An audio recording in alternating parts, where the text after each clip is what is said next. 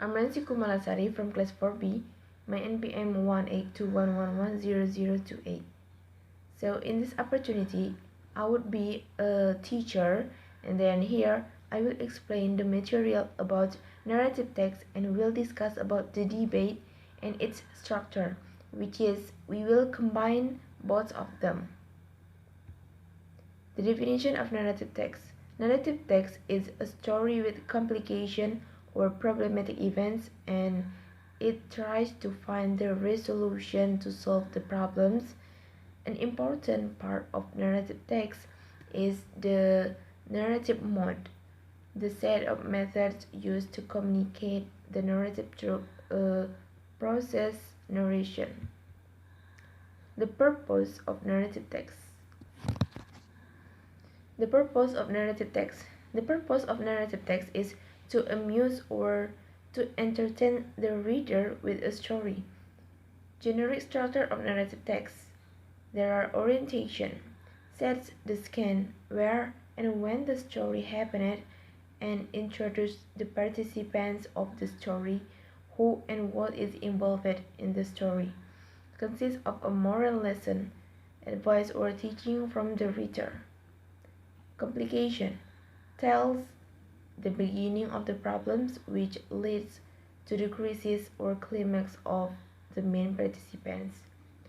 Resolution. The problem or the crisis is resolved either in a happy ending or in a sad tragic ending. And then the last is reorientation or coda. This is a closing remark to the story and it is optional. It consists of a moral lesson, advice or teaching from the reader. For example of the narrative text is the story about the ugly duckling. I just read just a little bit of the narrative text. Once upon a time, a mother dog sat on her eggs.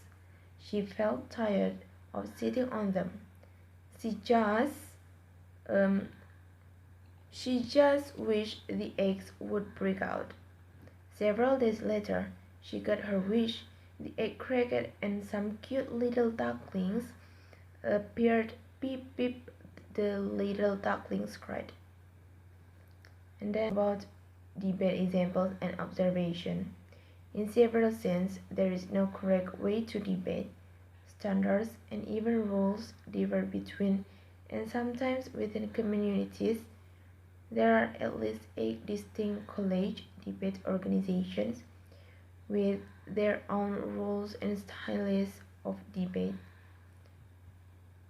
Skilled political debaters will first present their overall theme in the introductory statement. If the opportunity to make such a statement is allowed in the debate format being used, then they will reinforce it with answers to as many specific questions as possible. Finally, they will return to it in their concluding statement. Skilled political debaters will first present their overall theme in introductory statement. If the opportunity to make such a statement is allowed in the debate format being used. Argumentation and debate. Argumentation is the process whereby humans use reason to communicate claims to one another. Argumentation is useful in activities like negotiation and conflict resolution because it can be used to help people find ways to resolve their differences. But in some of the situations, differences cannot be resolved internally, and an outside adjudicator must be called. These are the situations that we call debate. Thus, according to this view, debate is defined as the process of arguing about claims in situations where the outcome must be decided by an adjudicator. And then, how to argue is something people are thought. You learn it by watching other people at the breakfast table, or in school, or on television, or lately online.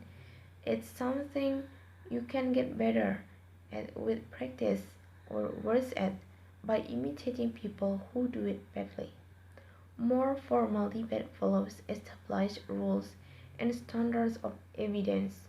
For centuries, learning how to argue was the centerpiece of a liberal arts education. Debates teach cutting-edge research skill because the quality of an argument often depends on the strength of the supporting evidence. Debaters quickly learn to find the best evidence. This means going beyond run-of-the-mill internet search to government hearing law reviews. And then in the debate, there are consists two teams, negative side and affirmative side. So thank you so much. Maybe just all that I can to present about debate and the material. Thank you.